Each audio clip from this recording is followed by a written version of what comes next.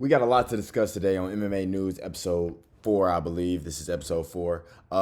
Starting right away, we got Brian Ortega, who was in the co-main event 5-rounder with Aljamain Sterling this Saturday at UFC Shanghai, has reportedly pulled out of his fight. He was hospitalized due to his weight cut.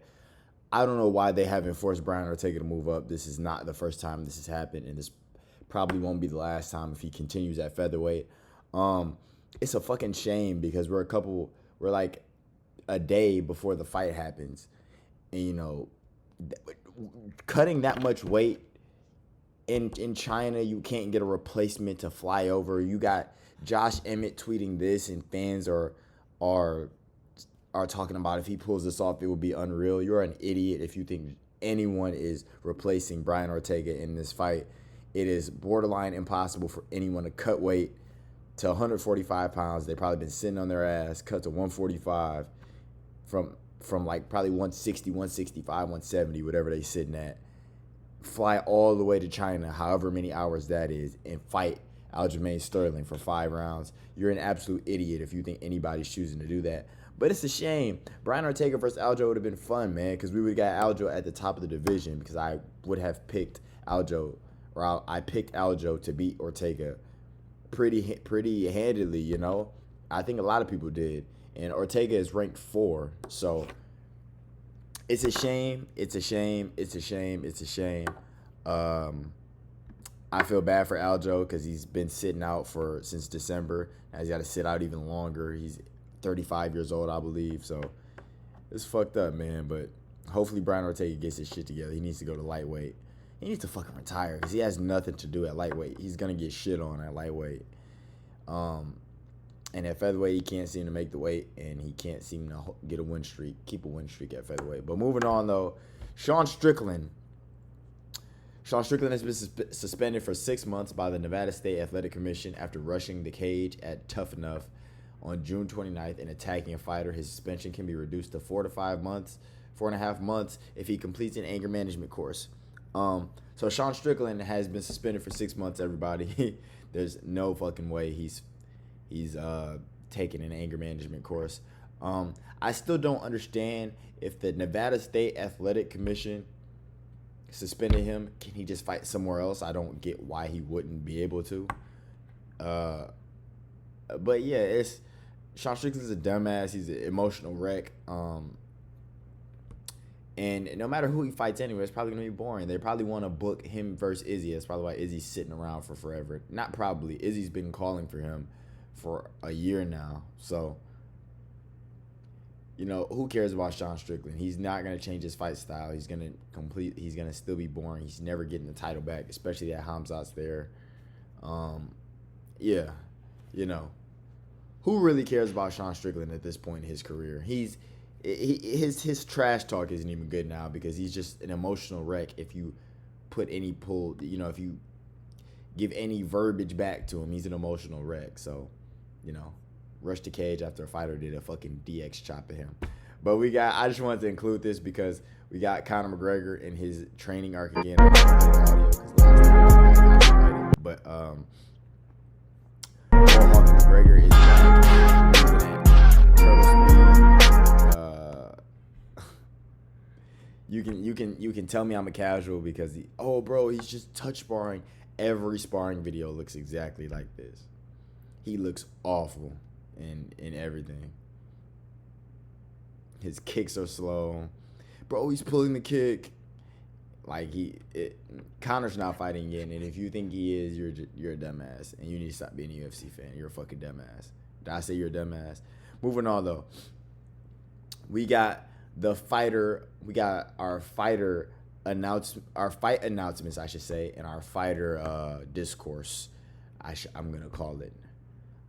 Brian Battle was removed from the UFC roster this week. Hallelujah.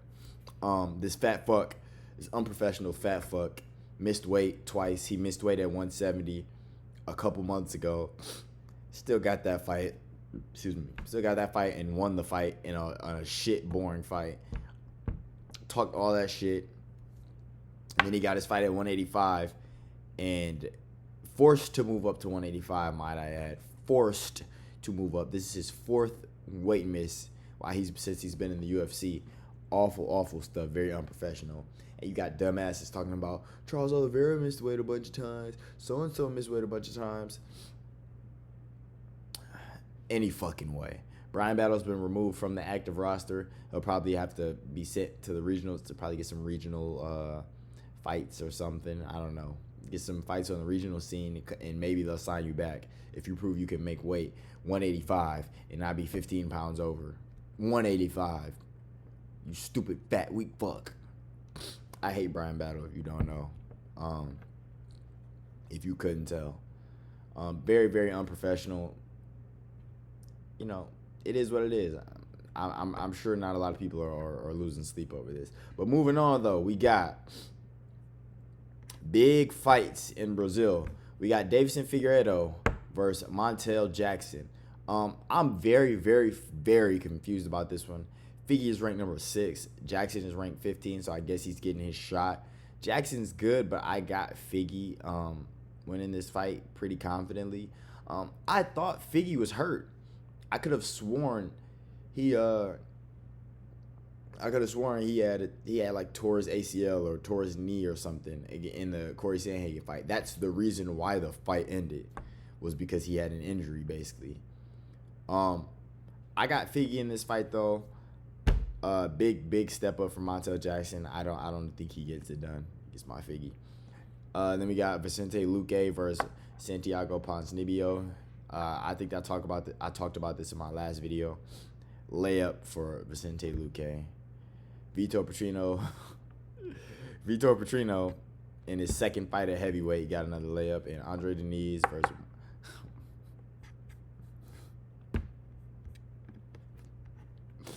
bro. This is the pinnacle of the sport, everybody. This is the pinnacle of the sport. I'm not even saying their names. The pinnacle of the sport, though. Moving on, though.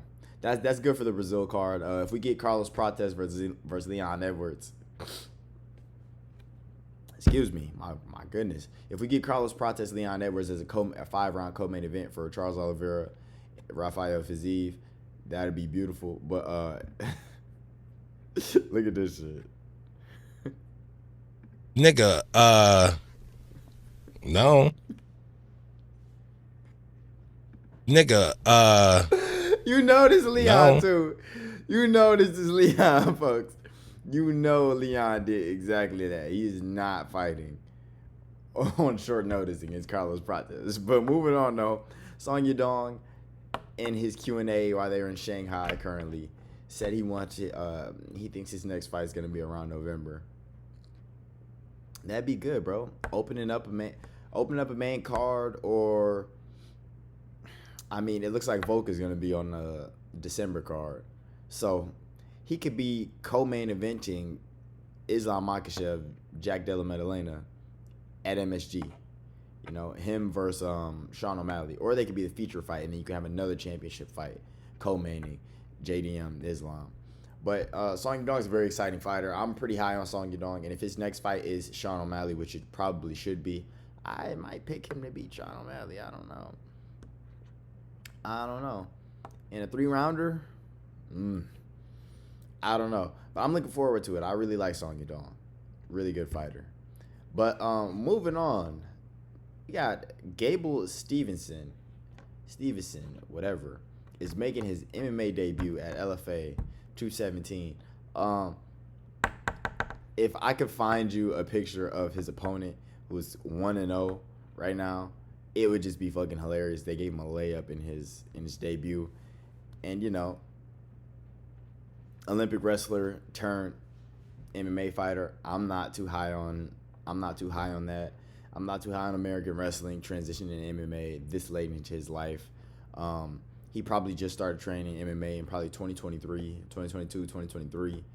He probably started really training in 2024, even probably this year. Not too high on him making any noise. You shouldn't be either if you had a brain. Olympic wrestling and MMA wrestling are two completely different things. So, you know, but I'm sure it'll be a spectacle to watch him. I'm sure a lot of people will tune into that fight. September 12th, too. Yeah, a lot of people will be tuning into that. But moving on, though. Rob Font taking on Paul Roses Jr. I know what his name is. His name is Paul Roses, though. This fight was booked and not booked and booked and not booked for so long. Rob Font has been in so many he's been in so many talks. He was supposed to fight Song Yadong and on this China card. He's been in so many fight talks, but we finally got a Rob Font fight. I'm a Rob Font fan. I got some. My guy is connected to Rob Font in a way. I'm a Rob Font fan, and I think he beats Paul Roses.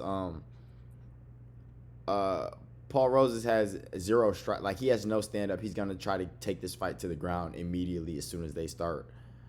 And I think Rob Font is a good counter grappler.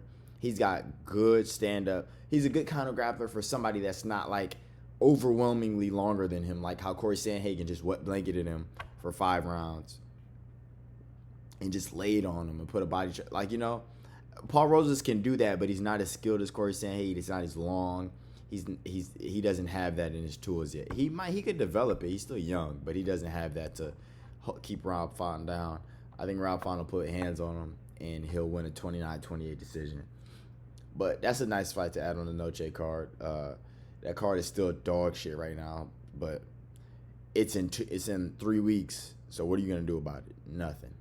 Moving on though, Alibi Idris signed a 4-fight contract. Wow. He just lost the tough flyweight finale against Joseph Morales, I believe it was.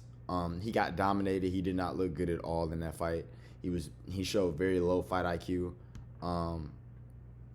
But he got a contract with the UFC, so congratulations to him. Hopefully he develops. Hopefully his coaches get better and they tell him to stop doing the stupid shit that he was doing in that fight. But he could be something in flyweight, you know. He could be something in flyweight, but he's got to develop. He looked really bad in his last fight. Very, very low fight IQ, doing a lot of unnecessary shit. But it's good to see him get a UFC contract and a 4-fight contract. Hopefully he's fighting soon. He didn't take a crazy amount of damage. He should probably fight by the end of the year. But moving on, I just want to include this bit because it's fucking hilarious that boxing fans think they're better than our sport. Jake Paul taking on Tank Davis. I don't want to go over this too long. You're a fucking moron if you watch this fight. No bullshit. If you don't wait for Twitter and Instagram to tell you what the result of this fight was, you're a fucking degenerate. You're a degenerate. If you're giving money to the Paul brothers in 2025, you're a dumbass. But moving on though, as we already talked about in our last video, Randy the Ritter is taking on Fluffy Hernandez. Then we got Chito Vera versus Eamon Zahabi, Kevin Holland, Mike Mallet, and Manon Fiorot versus Jasmine Jasudavicius on that UFC Vancouver card. But I know we already talked about this. Ron, what the fuck are you doing? Apparently, didn't hear anything. Shut up. Apparently, Ian Gary bitched out. Apparently, I believe it too. Listen. You got dumbass. I don't know if it was on here. I was arguing with somebody. You got dumbasses on here talking about why would Ian Gary take a Shavkat fight, take a Carlos Prates fight, but say no to Sean Brady. You're a fucking dumbass if you truly believe that.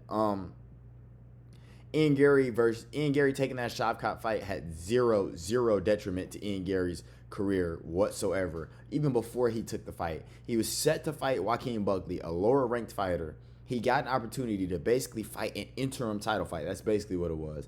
Him and Shavkat was a number 1 contender fight while Bilal was out. Whoever won that fight was getting Bilal Muhammad because Shavkat was supposed to fight Bilal. Why would you not step up? Their fight was scheduled a week or 2, I believe. I think it was 2 weeks ahead of the Buckley Ian Gary card originally. Why the fuck would you not step up and take that fight? Why would I fight Joaquin Buckley so I can go fight another fight before I even get consideration to get a title shot? Fucking beyond me. Ian Gary is still 1 or 2 more fights away from a title shot. Probably 1 more depending on who he fights. But in all actuality, like, that fight boosted his career because you got dumbasses still talking about, oh, he didn't get finished by Shavkat. Then the motherfucker lost. Obviously, he lost. And he didn't get finished. That's his big claim to fame, is he didn't get finished against the nigga whose Shavkat hasn't looked good in his last 2 performances. but he still won. But like, you know what I'm saying? It's just so stupid. And the Carlos Prates one, if you watch Carlos Prates versus Jeff Neal, you can tell that they had a very specific game plan for Jeff Neal. He had never been in a 5-round fight in the UFC, Carlos Prates. So Ian Gary taking that fight where he knew he had the grappling advantage. He knew he could get certain... Like, bro, Ian Gary's not a BMF because he took those fights. He's just not. You're a clown if you think he is. Thank you for listening to my rant. But apparently he was supposed to fight Ian Gary. Sean Brady was supposed to fight Ian Gary at the UFC Vancouver card. And Ian Gary was, pulling a John Jones, to just say it bluntly. He didn't want to fight. Lost another main event because of Ian Gary. It would have been very interesting to see that fight. I think that probably should have been the fight that would have moved the division on, and then we could just get rid of Shavkat because he's been sitting out. I mean, Shavkat not gonna fight until 2026. It's looking like, because it looks like they want to book Sean Brady versus Ian Gary. So who does that leave Shavkat? But yeah, I have Sean Brady beating Ian Gary if they were to fight anyway. But kind of annoying if this is true that Ian Gary was dragging his feet, as Sean Brady said. But moving on though, we got John Jones with the cope of hell, cope of doom and agony. Dana White the other day came out and said there's 1,000,000,000 odds that he puts John Jones on that White House card. He's too risky. He doesn't trust them. Why would you trust him? John Jones is a detriment to the company. He has done nothing but deceive and be a piece of shit to the world, his wife, his kids, the company, his fans. Not his fans, just fans of the sport.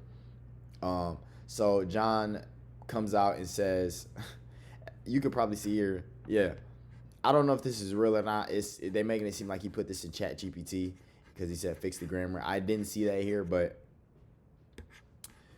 I guess I'll read this, Despite the odds, I'm still training and optimistic about the possibility of being a part of the White House event. At the end of the day, Dana is the boss, and it's his call whether I compete that night or not. I do know Dana was really excited about the fight, and the door hasn't completely closed. That's all a guy like me really needs. It sounds like another awesome goal to be inspired by. That's not the right word for that. Sometimes in life, we're not going to reach everything we set out to do, and that's okay, but I like my chances. After all, 1 in a billion is exactly what it took to end up as John Bones Jones in the first place. So gay. And this is not what it read in the first time he edited this, or he deleted it and put it back up. This is what it read the first time. I don't know if the fixed grammar part was true, but this is what it read the first time. But yeah, John Jones is like, I don't want to harp too much on John Jones because he's been going on a tangent in his tweets. Like, he's been coming after DC. He's just been, LOL, the delusion some of you fans have is hysterical. You're sitting there telling me how the MMA world works. Really think about that. Like, listing his fucking his stats and all that. Like, shitting on DC, calling DC his biggest fan. Like, John Jones is so corny, bro. And like Tom Aspinall said, why would you ever get your hopes up to think that you're going to see John Jones fight Tom Aspinall? Demetrius Johnson and Israel Adesanya made a video today, and they said they were talking about the John Jones, Tom Aspinall situation, where John Jones was offered $30 million. They said, would you fight John Jones for $30 million? They both said, hell, or Tom Aspinall for $30 million? They both said, hell yeah. Matter of fact, let me look up Izzy and DJ. It'll probably pop up. Actually, let me, again, Demetrius Johnson.